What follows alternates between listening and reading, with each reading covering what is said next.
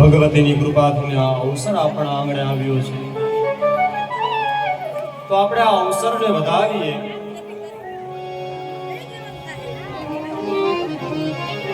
આ કથા ગંગામાં આપણે સ્નાન કરીએ, ફરી પાછા આપણે કથામાં પ્રવેશ કરીએ. આ કથા ગોકર્ણ મહારાજની છે. આ કથા આત્મદેવની એટલે કે તમારી અને મારી છે. સંસારમાં જન્મેલા દરેક પિતા આત્મદેવ સમાન છે. જો તેને દીકરો ગોકર્ણ જેવો થાય તો તેના કુળમાં 4 ચાંદલા આગળ વધે છે. તેના કુળની કીર્તિ વિશ્વમાં ફેલાય છે. કદાચ કોઈ ધુંધુકારી જેવો પાકે તો તે બાપને નીચું જોવાનો સમય આવે છે. ગોકર્ણઃ પંડિતો જ્ઞાની ધુંધુકારી મહાખલ. ગોકર્ણજી મોટા પંડિત બન્યા છે, ધુંધુકારી મહાખલ પાક્યો છે. ધુંધુકારી કેવો પાક્યો છે તો કે સ્નાન અને શૌચ કરતો નથી, પવિત્રતાઓથી તે દૂર રહે છે. મળદાઓની સાથે રમવા વાળો, મળદાઓને સ્પર્શ કરેલું ભોજન ખાવા વાળો, કૂતરાના તાજા જન્મેલા બાળકોની પૂંછડીઓ પકડી અને કૂવામાં ફેંકી દે છે. સ્મશાનમાં જઈ અને કોઈ ચિતા ચાલુ હોય તો તેના ચિતાને પણ આમ તેમ કરી દે છે. મોટા મોટા પાપો કરવા વાળો આ ધુંધુકારી છે. અને ગોકર્ણજી મહારાજ એ તો ગોકર્ણઃ પંડિતો જ્ઞાની. ગોકર્ણજી મહારાજ મોટા પંડિત થયા છે. 4 વેદોનું જ્ઞાન પ્રાપ્ત કર્યું છે. આપણા 4 વેદ છે ભાઈ, તમામ સનાતનીઓને ખબર હોવી જોઈએ. આપણા 4 વેદ છે. ઓમ ઋગ્વેદાય નમઃ, યજુર્વેદાય નમઃ, સામવેદાય નમઃ, અથર્વવેદાય નમઃ. કોઈ પણ ભૂદેવ આપણે ત્યાં પૂજાનો પ્રારંભ કરે તો કળશમાં પાણીના દેવતાઓની પૂજા કરાવે. પૂર્વમાં ઋગ્વેદ, દક્ષિણમાં યજુર્વેદ, પશ્ચિમમાં સામવેદ અને ઉત્તરમાં અથર્વવેદ આવેલો છે. માટે વેદની પૂજા કરવામાં આવે. આ ગોકર્ણજી મહારાજ પંડિત છે, જ્ઞાની છે, કારણ કે તેઓએ વેદોનો અભ્યાસ કર્યો છે. વેદ વિશારદ, જેમ સંગીતમાં પણ વિશારદ આવે, વેદમાં પણ વિશારદ આવે. કહે છે કે તે મોટા થઈ અને સત્કર્મ કરવા વાળા થયા છે, પરંતુ ધુંધુકારી તો ખરાબ લોકોની સંગમાં રહે છે.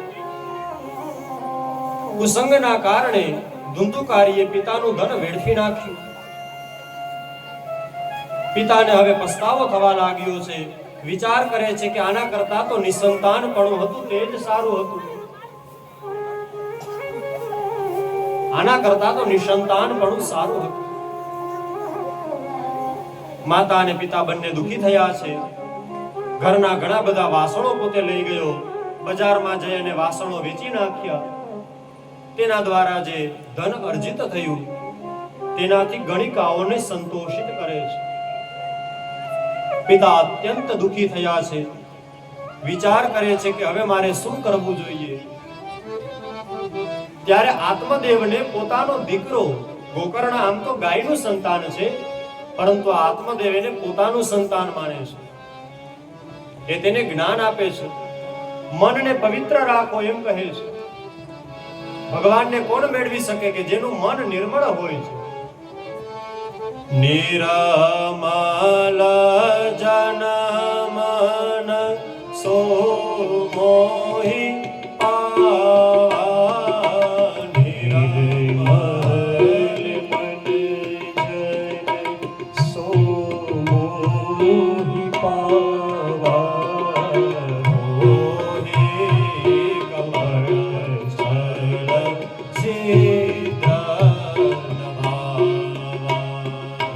મોહી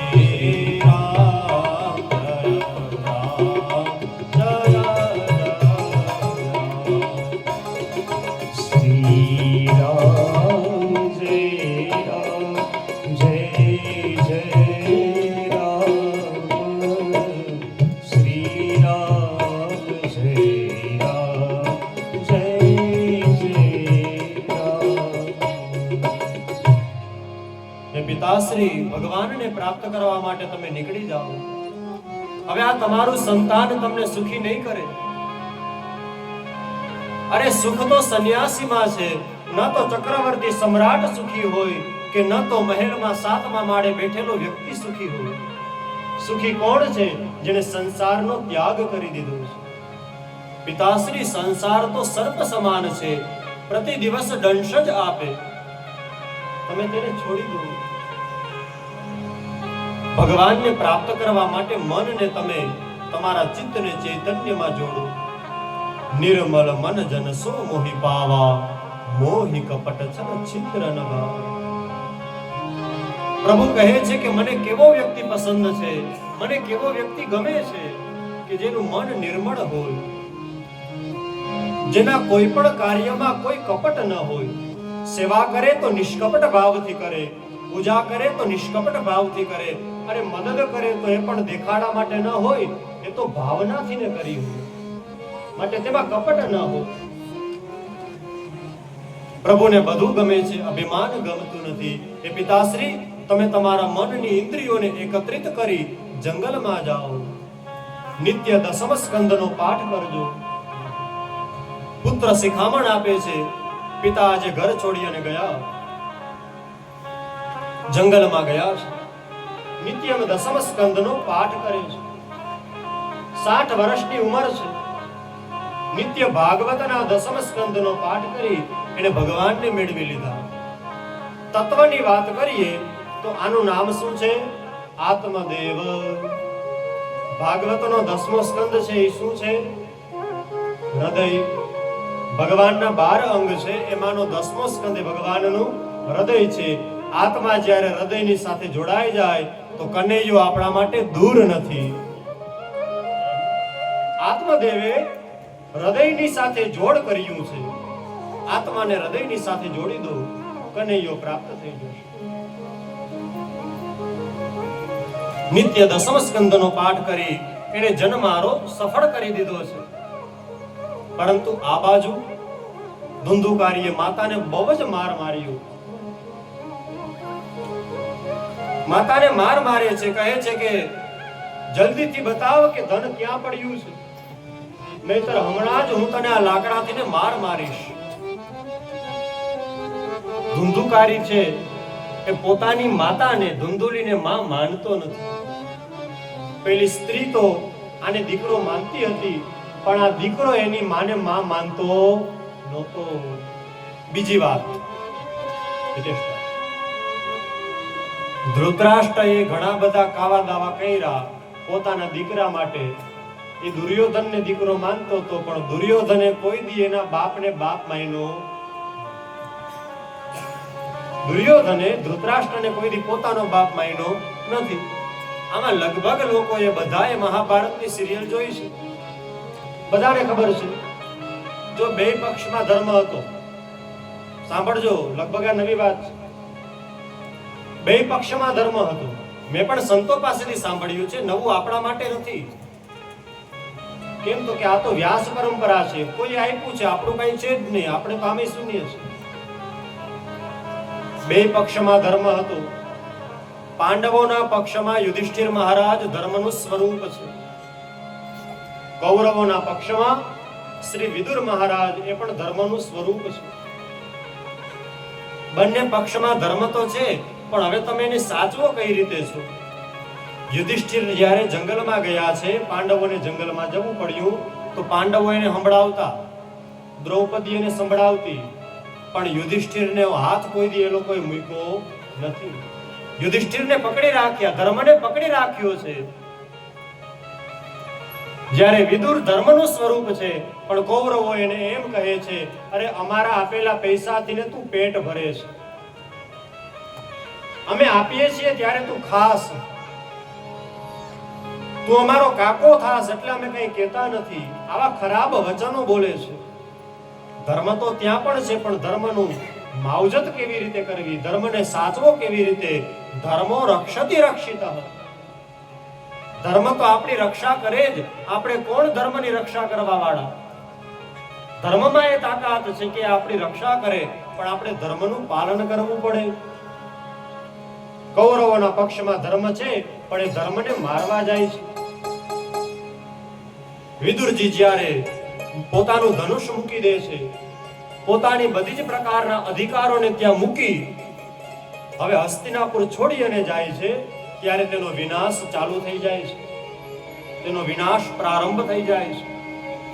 ધર્મ તો બંને પક્ષમાં હોય, પરંતુ કોણ સાચવે છે, કોણ નથી સાચવતું એ જરૂરી હોય છે. એક ચાકુ, એક છરી બહેનો પાસે પણ હોય, અને એને એ ચાકુ, એને એ છરી ગુંડા પાસે પણ હોય. એક સામગ્રીને સિદ્ધ કરી ઠાકોરજીને ભોગ ધરાવે, મારા ભગવાનને ભૂખ્યા ન રાખું, પેલા એને જમાડું, પછી હું મારા અગ્નિને તૃપ્ત કરીશ.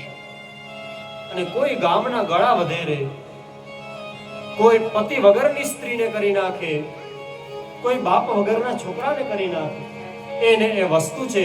કોઈ તેનો સદુપયોગ કરે છે, તો કોઈ તેનો દુરુપયોગ કરે છે.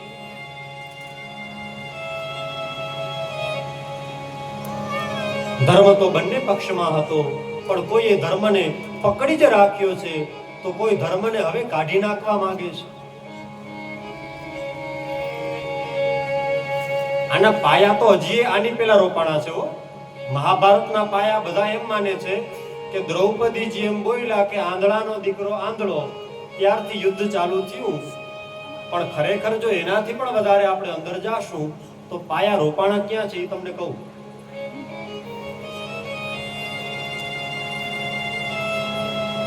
નિયમ શું હોય? મોટો દીકરો હોય એ રાજા બને ને, મોટો ભાઈ હોય એ રાજા બને. સાચી વાત ને ભાઈ? મોટો રાજા હોય, મોટો દીકરો હોય એને રાજા બનાવવામાં આવે. પરંતુ હજી આપણે જો મહાભારત સારી રીતે સમજ્યું ન હોય તો જ આ વિચાર આવે. કેમ? તો કે હજી આના કરતા અંદરની વાત છે. મોટા ભાઈને તો રાજા બનાવવામાં જ આવે, પણ ધૃતરાષ્ટ્ર રાજા હતા નહીં. રાજા કોણ હતું? પાંડુ હતા. કેમ? તો કે એમાં નિયમ છે કે આંધળા વ્યક્તિને રાજા બનાવાય નહીં. આંધળો શાસન કરે તો નગરી પણ આંધળી થઈ જાય. પછી અંધેરી નગરી ને ગંડુ રાજા ટકે શેર બાજી, ટકે શેર બાજી. જ્યાં પાપીની પણ એ જ ગણતરી થાય, જ્યાં પુણ્યશાળીની પણ એ જ ગણતરી થાય, જ્યાં અતિ મહેનત કરનારને પણ એટલું જ વળતર મળે, જ્યાં કાંઈ મહેનત ન કરે એને પણ એટલું જ વળતર મળે. કેમ? તો કે આંધળો રાજા હોય. માટે આંધળા વ્યક્તિને રાજા ન બનાવાય. રાજા કોને બનાવ્યા છે? પાંડુને રાજા બનાવ્યા છે.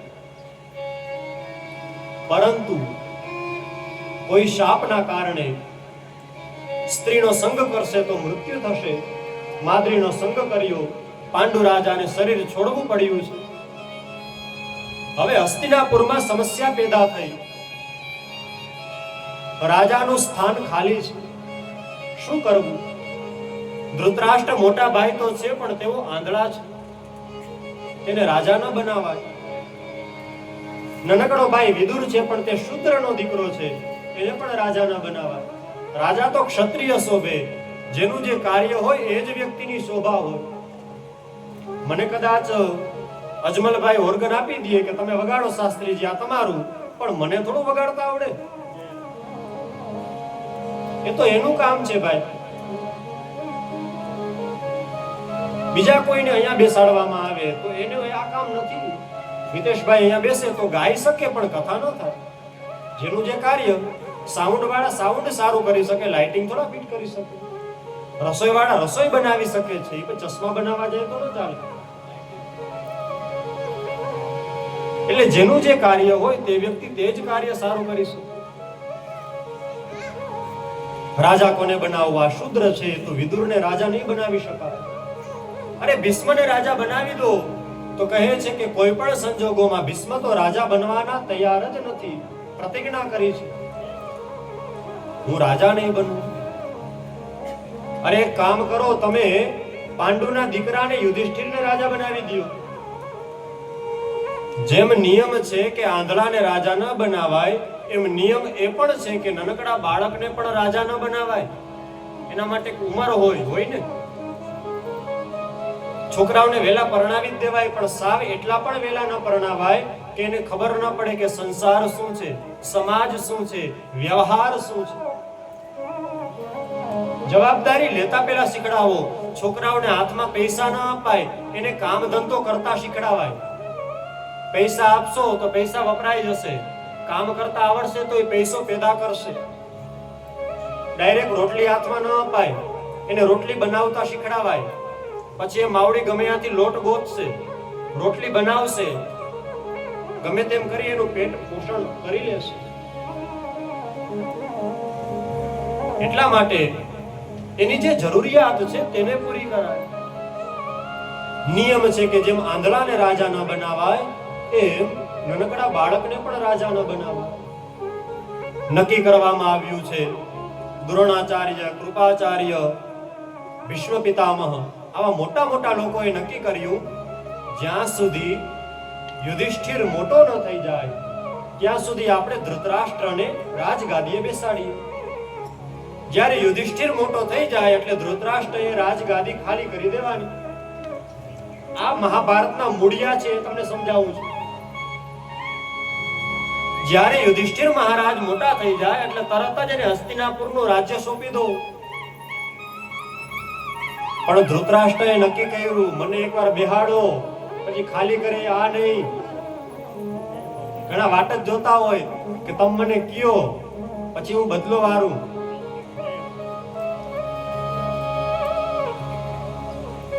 હવે હું તો ગાદીએ બેઠો જ છું, પણ હવે તો હું મારા દીકરાને ગાદીએ બેસાડીશ.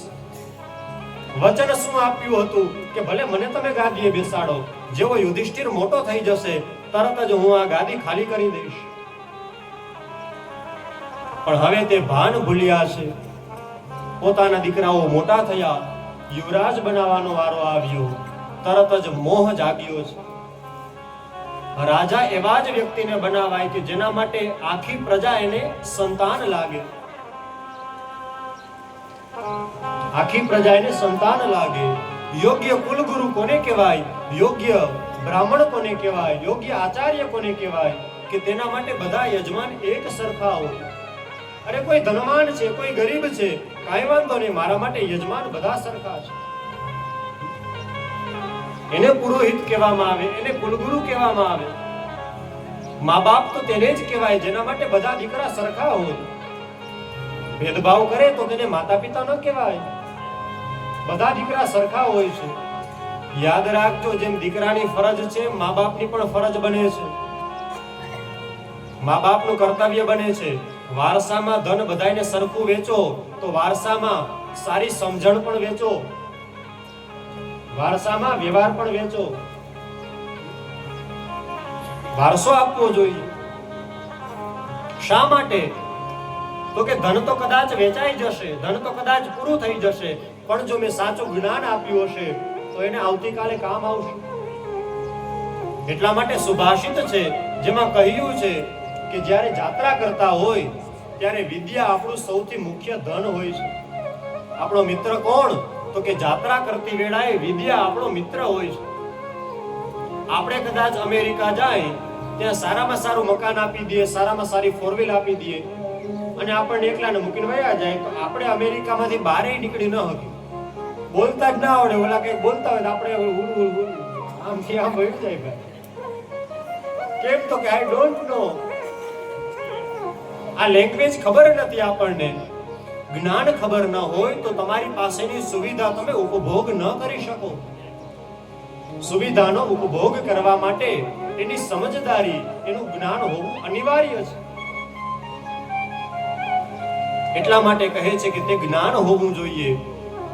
જ્ઞાન નથી તો તે મંદ ભાગ્ય છે, તેની મંદ બુદ્ધિ છે. ગોકર્ણજી મહારાજે જ્ઞાન આપ્યું છે પિતાને તો મોક્ષ મળ્યો છે, પણ માતાને માર મારે છે કે માં જલ્દીથી મને ધન આપી દે, નહીતર હું તને માર મારીશ. જેમ તેમ કરી ઘરમાંથી ધન લઈ ગયો છે. માં તો દુખી થઈ. હવે યાદ આવ્યું, આ ક્યાં મારો છોકરો હતો? મેં તો આને મારો દીકરો માન્યો, પણ આ તો મારો દીકરો ન નીકળ્યો. ભાઈ, દીકરો તો એને કહેવાય કે જેને મા બાપનો વિચાર આવે, જેને દાદા દાદીનો વિચાર આવે, જેને આંગળી પકડી અને આપણને મંદિર બતાવ્યું હોય, જેને આપણા માથા ઉપર હાથ રાખી અને તડકો ન લાગવા દીધો હોય, એને બાપ કહેવાય. દીકરા માટે થઈને બાપ મોટી ઉંમરે પણ કામ કરવા જાય. કેમ તો કે મારા દીકરાને હું કંઈક મદદ તો કરીશ, મદદ ન થાય તો હું કદાચ મારો ખર્ચ ઉપાડી લઈશ. કેમ તો કે મારા દીકરાની પરિસ્થિતિ નબળી છે. એને બાપ કહેવામાં આવે છે. પરંતુ હવે આ મારો દીકરો નથી એવું એને યાદ આવ્યું. રાત્રિના અંધારામાં કોઈને ખબર ન પડે એવી રીતે કૂવામાં જઈને પોતે પડી, એની માતાનું મૃત્યુ થયું. ગોકર્ણજી તો સમજી ગયા, એનો તો ન મિત્રમ ન શત્રુમ ન પાપમ ન પુણ્યમ. ન ગોકર્ણજી કોઈને મિત્ર માને છે, ન કોઈને શત્રુ માને છે, એના માટે ન તો કોઈ વિરોધી છે. પહોંચેલો વ્યક્તિ કોને કહેવાય? કે જે વખાણ તો પચાવી શકે પણ અપમાન પણ પચાવી શકે. વખાણ પચાવવા સહેલા છે પણ અપમાન પચાવવું બહુ અઘરું છે ભાઈ. માટે અપમાન પચાવતા શીખી જાઓ તો સમજવું કે હવે આપણે ધર્મના પથ ઉપર આવી ગયા છે. સંત કોને કહેવાય? કે જે માન તો પચાવી શકે, અપમાન પણ પચાવી જાણે. સોનું અને માટી જેના માટે એક સમાન હોય તેને સંત કહેવામાં આવે.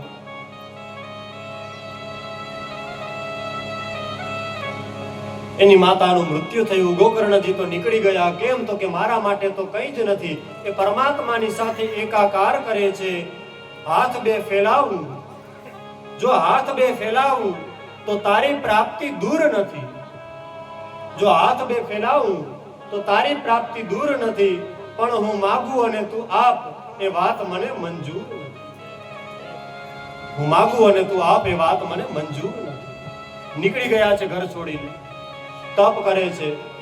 હવે કોઈ કહેવા વાળું નથી, ધુંધુકારીને કોઈ કહેવા વાળું નથી. માટે 5 વેશ્યાઓને ઘરે રાખી છે. સ્ત્રીઓને પ્રતિ દિવસ સંતોષિત કરવા માટે ચોરી કરે, લૂંટફાટ કરે, સમાજના લોકોને હેરાન કરે, માત્ર પોતાની કામ વાસના અને સ્ત્રીઓને સંતોષિત કરવા માટે. એક દિવસે આ સ્ત્રીઓએ કહ્યું, અમારા માટે તમે ધન ચોરી લાવો. રાજાના ખજાનામાંથી ચોરી કરી અને આવ્યું. હવે આ બધી સ્ત્રીઓ વિચાર કરે છે, રોજે રોજ આ ચોરી કરવા જાય છે. કોક દિવસ તો રાજાને પકડી લેશે. અવશ્ય આનું મૃત્યુ તો થવાનું જ છે. આપણે એક કામ કરીએ, આપણે જ આને મારી નાખીએ, જેથી આ પૈસા છે એ રાજા લઈ ન જાય અને આ પૈસા આપણને મળી જાય. કેમ તો કે આ તો ગણિકાઓ છે, ન જાણે કેટલા પતિ હશે. 5 સ્ત્રીઓએ એ ધુંધુકારીને મારવા માટે પ્રયત્ન કર્યા. ગળે ફાંસો આપ્યો, ન મર્યો. ધગધગતા અંગારા મુખમાં પધરાવ્યા, માંડ કરી, તડફડી અને તેનું મૃત્યુ થયું છે. પોતાના જ ઘરમાં એને દાટી દેવામાં આવ્યો. કોઈને પણ ખબર ન પડે એવી રીતે તેને દાટી દીધો. 2-4-5 દિવસો વ્યતીત થયા છે. ઘરમાં હવે આ પાપી વ્યક્તિ દેખાતો નથી. આડોશ પાડોશમાં કોઈએ પૂછ્યું કે તમારા પતિ ક્યાં ગયા છે? કહે છે તે તો વેપાર કરવા વિદેશ ગયા છે. હવે ખબર પડી કે વધારે દિવસ રહેવાય નહીં, નકર પકડાઈ જાશું. બધી જ માલમત્તાઓ ભેગી કરી રાત્રિના અંધારામાં ઘર છોડી અને એ ગણિકાઓ નીકળી ગઈ છે. પાપના કારણે આ ધુંધુકારી પ્રેત યોનીને પ્રાપ્ત કરે છે. ગોકર્ણજી મહારાજ જ્યાં પણ ગયા છે ત્યાં તેને સમાચાર મળ્યા કે આ તો પ્રેત યોનીને મેળવ્યો છે. ખબર એટલી જ પડી છે કે આ ધુંધુકારીનું મૃત્યુ થયું છે. પણ તે જાણે છે, યાદ રાખજો, આ ગોકર્ણ છે, જાણે છે કે આ તો પાપી હતો. ખબર તો હોય ને, બાપ છે ને ખબર જ હોય કે મારો દીકરો શું કરે છે, શું નથી કરતો. અને આમે આપણને ખબર હોવી જ જોઈએ, આપણો દીકરો કાંઈ ખરાબ કામ કરીને આવે તો એમાં આપણે બીજાને ન કહી શકીએ. એ જવાબદારી આપણી બને છે, એ આપણી જ કોપી પેસ્ટ છે, આપણી જવાબદારી બને છે ભાઈ. ગોકર્ણને ખબર છે કે મારો ભાઈ કેવો છે. ગયાજી જઈને શ્રાદ્ધ કર્યા, બીજા પણ તીર્થોમાં એને શ્રાદ્ધ કર્યા છે, પણ આ પ્રેતને મુક્તિ ન મળી. કોઈ સમયે ગોકર્ણજી જાત્રા કરતા કરતા પોતાના નગરમાં આવ્યા. રાત્રિના અંધકારમાં પોતે પોતાના ઘરમાં આવ્યા છે. કોઈને ખબર ન પડે એવી રીતે પોતાના ઘરે આવી બહાર સૂતા હતા. તેવામાં વળી આ પ્રેત આવ્યો છે. કોઈ સમયે વરુનું રૂપ લે, ક્યારેક ઇન્દ્રનું રૂપ લે છે, ક્યારેક અગ્નિનું રૂપ લે છે, ક્યારેક સિંહનું રૂપ લે છે, ક્યારેક વાઘનું રૂપ લે છે. ગોકર્ણજી મહારાજ વિચાર કરે છે કે ભાઈ તું કોણ છે, તું કોણ છે, અને આ કેવી રીતે તું આવા અલગ અલગ રૂપો લે છે. જ્યારે તેઓ આવું પૂછવા લાગ્યા ત્યારે તે પ્રેત રડવા લાગ્યું. તે પ્રેત યોનિમાં છે, કાંઈ બોલી શકતો નથી. પણ આ તો ગોકર્ણજી મહારાજ હતા. તેને હાથમાં જળની અંજલીઓ લીધી છે અને જળની અંજલી તેના ઉપર છાટી તરત જ પ્રેતને વાચા ફૂટી છે.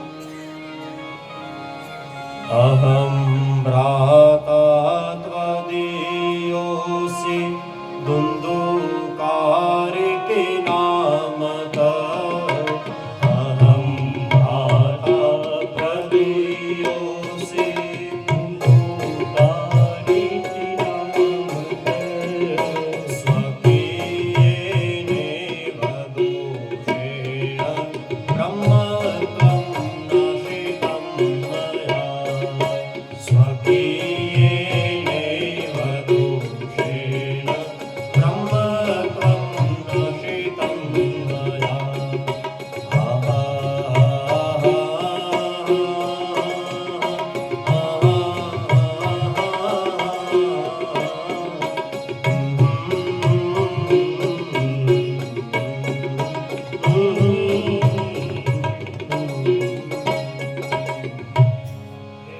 હું તો ધુંધુકારી છું. અરે હું તમારો ભાઈ છું. અહમ ભ્રાતા ત્વદીયોસી ધુંધુકારિકી નામત. એ ભાઈ હું બીજો કોઈ નથી, હું તમારો જ સગો ભાઈ છું. મારું નામ ધુંધુકારી છે. પણ મેં બ્રહ્મત્વ નષ્ટ કર્યું હતું. મેં મારા બ્રાહ્મણ કુળમાં જન્મ થયો હોવા છતાં પણ મારા કુળને કલંક લાગે એવા કામ કર્યા હતા. અરે મેં મોટા મોટા પાપો કર્યા હતા. બ્રહ્મ હત્યા કરવી, સોનાની ચોરી કરવી, પરસ્ત્રી ગમન કરવું, આવા મોટા પાપો કર્યા હતા. એટલા માટે મને આ દુઃખ પડ્યું છે. એટલા માટે હું પ્રેત યોનિને પ્રાપ્ત થયો છું.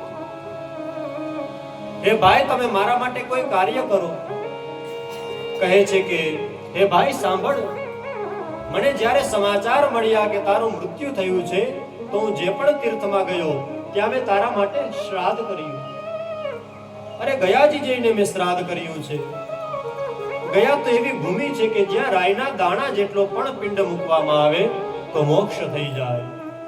તો આ પ્રેત કહે છે ગયા શ્રાદ્ધ સતે નાપી મુક્તિર્મે ન ભવિષ્યતિ.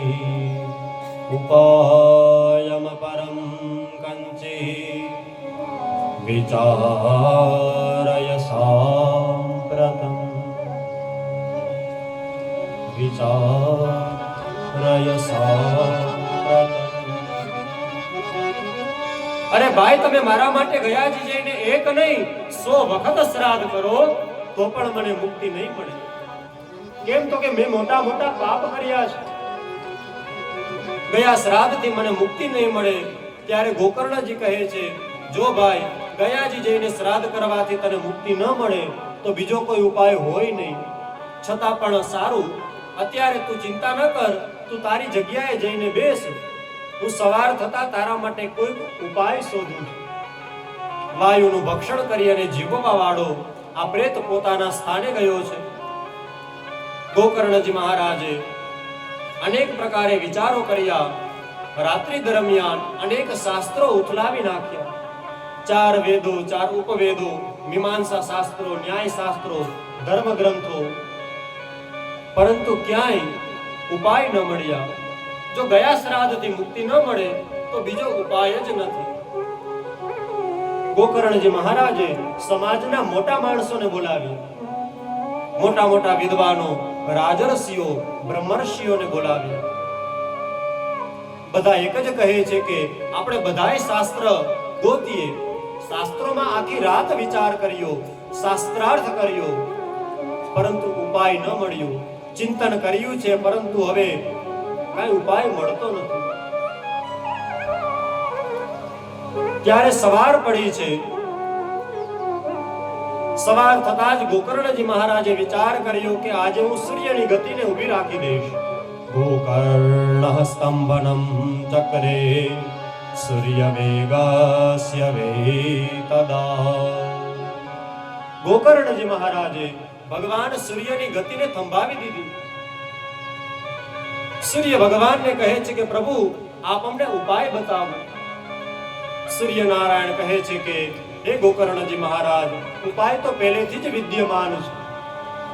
તમે શ્રીમદ ભાગવત સપ્તાહનું પારાયણ કરો, કારણ કે આ શ્રીમદ ભાગવત એ પ્રેતની પીડાનો વિનાશ કરાવશે, એ પાપીને મુક્ત કરશે.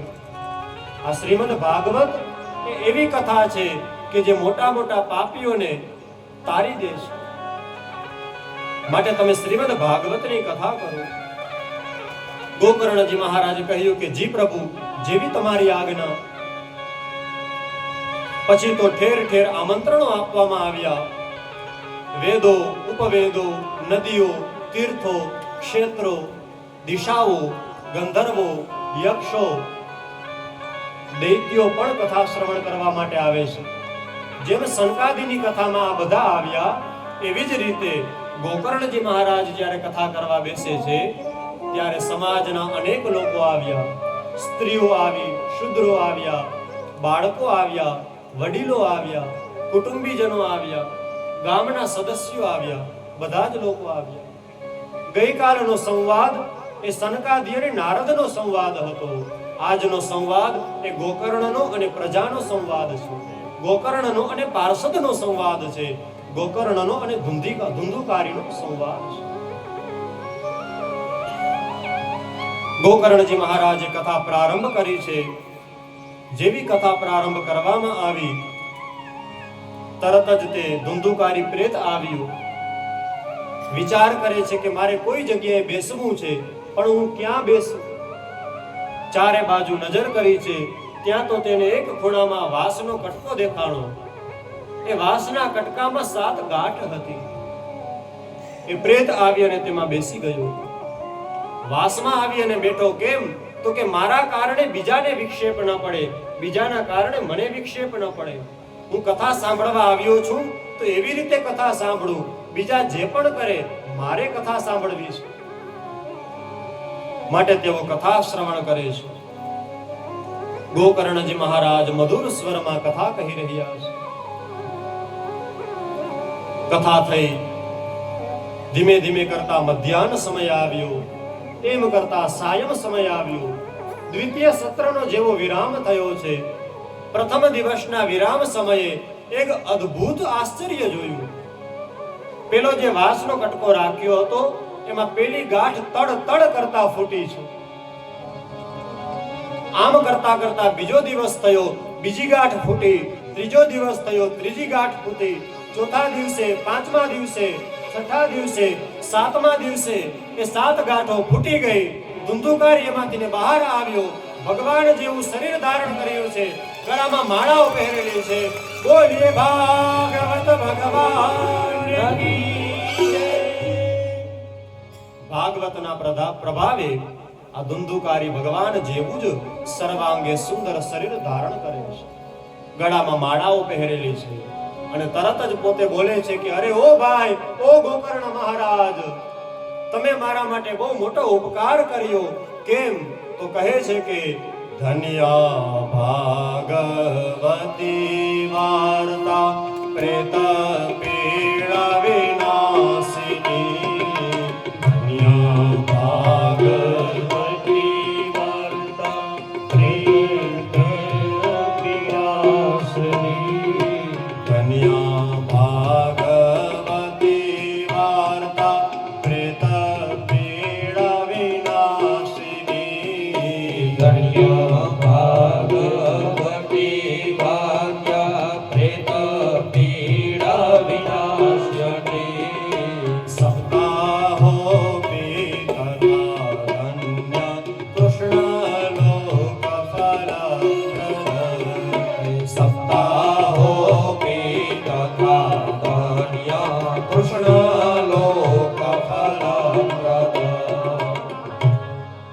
ધન્યા ભાગવતી વાર્તા પ્રેત પીડા વિનાશિની. હે ભાઈ, આ ભાગવત છે એ સામાન્ય વાર્તા નથી, સામાન્ય કથા નથી. આ તો કૃષ્ણનું કીર્તન છે, કારણ કે આના પ્રત્યેક અક્ષરમાં રસથી ને ભરપૂર કથા છે. આ તો અમૃતમય કથા છે. અમૃત કો છોડ કર વિષ કહા પીજે, અમૃત को छोड़कर विष कहां पीजे, राम नाम लीजे सदा मौज कीजे. मीठा राम नाम है मीठी राम की कथा, मीठा राम नाम है मीठी राम की कथा, मीठा राम रूप है वहां चीत दीजे, राम नाम लीजे सदा मौज कीजे. આ તો રામની કથા, આ તો શ્યામની કથા. એ ભાઈ, આ કથાએ તો અમને મુક્ત કરાવ્યા છે. ગોકર્ણજી મહારાજને આવી સુંદર વાતોથી કહી રહ્યા છે.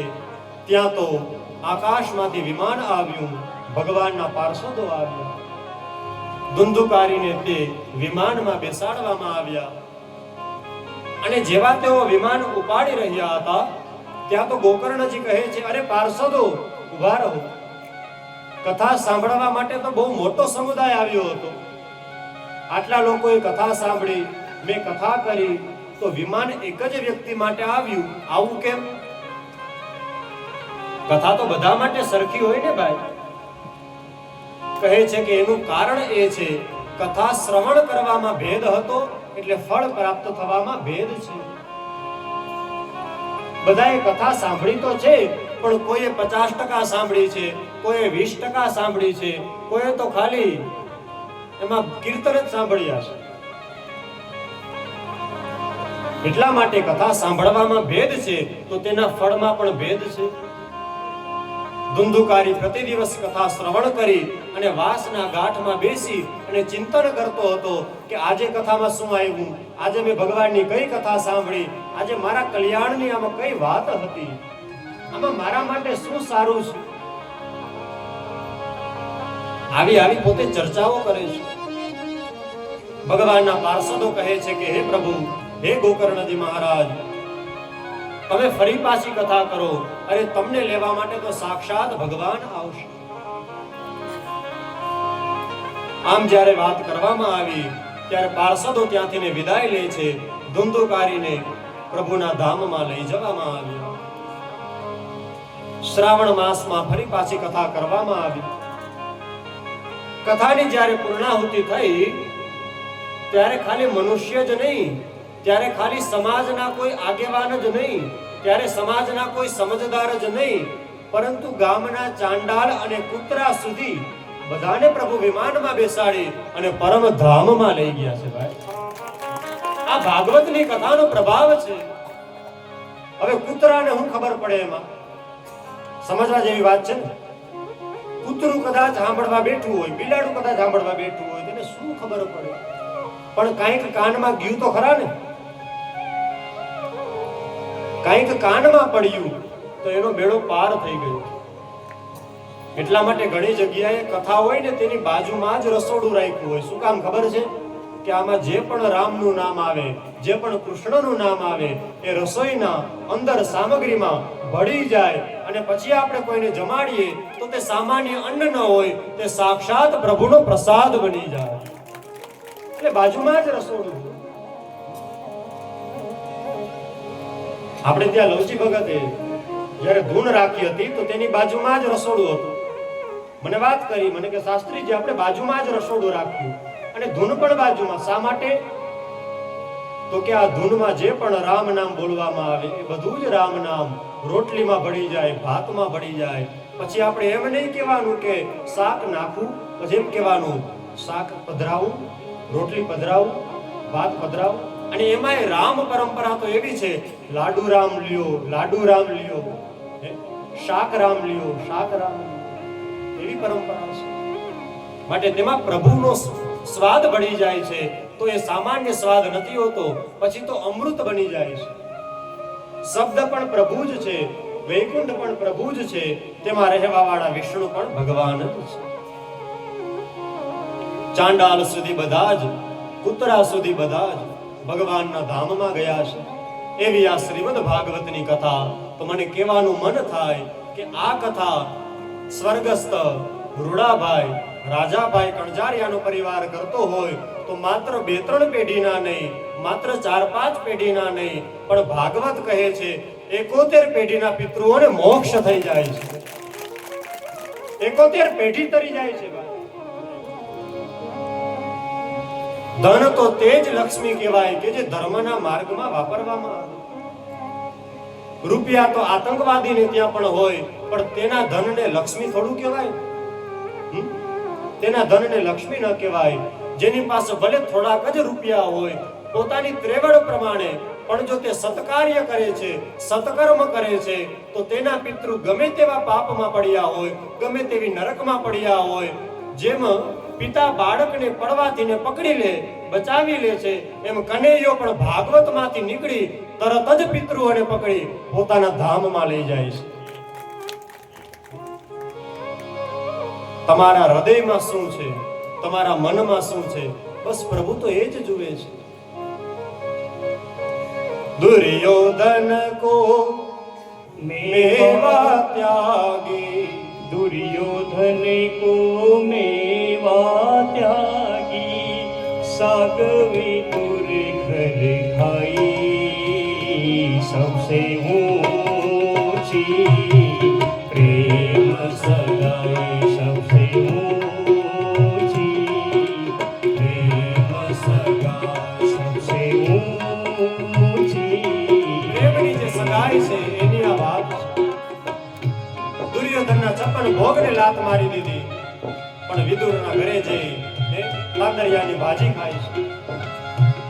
दुर्योधन को मेवा त्यागो, दुर्योधन को मेवा त्यागो, साग विदुर घर खाई, सबसे